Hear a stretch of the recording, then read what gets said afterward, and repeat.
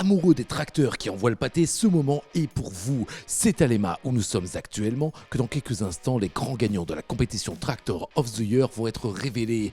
Cette édition du concours des meilleurs tracteurs est un peu particulière. On y retrouve notamment de nouvelles catégories, dont une dédiée aux robots agricoles, et aussi, il n'y a plus de grand prix qui récompense la meilleure machine de l'année, toutes catégories confondues, mais uniquement une médaille par catégorie. Ça n'empêche pas le suspense d'être à son comble. Le challenge commence. Dans la grande salle de cérémonie, ça sent la sueur, un peu, la tension, beaucoup, et chaque constructeur prie pour que les représentants du jury prononcent le nom de son champion lors de la révélation du gagnant de chaque catégorie. Regardez Jean-Paul là, oui, on vous l'a déjà dit, il représente la France dans le jury international composé de journalistes européens, mais la blague, c'est que comme vous et moi, il ne sait même pas encore qui va gagner cette année. Pas qu'il ait mal fait ses devoirs, mais c'est tout simplement une spécificité du concours. Si le jury vote, il ne connaît pas le nom des gagnants avant l'ouverture de l'enveloppe pendant la cérémonie. Un peu comme aux USA avec la rédaction de Do. Hop, j'ai failli déraper.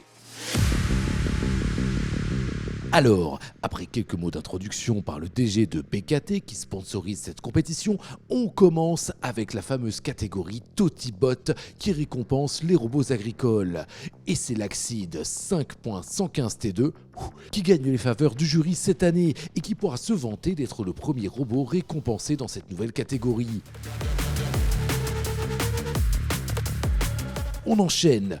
Go sur le prix Sustainable, qui, comme on s'en doute à son nom prononcé avec un accent anglais remarquable, récompense les tracteurs durables. Et cette année, c'est le Fendt E107 Vario qui remporte les honneurs. Il faut dire que le géant vert clair a déjà un pied dans l'électrique depuis un petit moment déjà. Rappelons que l'année dernière, dans la même catégorie, il avait aussi raflé la mise. À présent, catégorie Toti Specialized.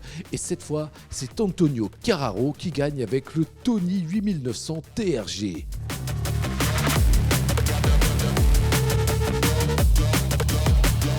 Maintenant, catégorie Utility, c'est-à-dire les tracteurs de 70 à 150 chevaux de puissance, 4 cylindres maximum et qui ne dépassent pas plus de 9000 kg. Et ici, c'est Steyr, je me suis toujours pas décidé sur comment on le dit, qui montre les muscles avec le 4120+. Et il faut dire qu'ils étaient 5 tracteurs à concourir en finale dans cette catégorie.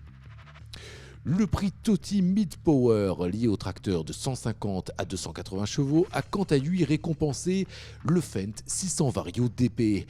Et ouais, 2 victoires pour le même constructeur, ils n'ont pas manqué de le souligner dans leur discours, mais bon, en même temps, vu leur position, ils ont bien le droit de flexer un petit peu. Last but not least, la toute nouvelle catégorie High Power pour les tracteurs lourds, presque aussi lourds que l'ambiance dans la salle. Il faut dire que c'est la dernière chance pour les constructeurs qui ne se sont pas vus recevoir un trophée pour l'instant.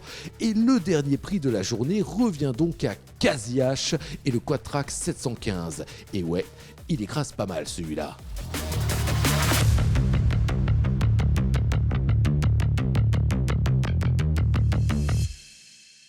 Alors il y a des heureux, il y a des déçus, certes, c'est un concours.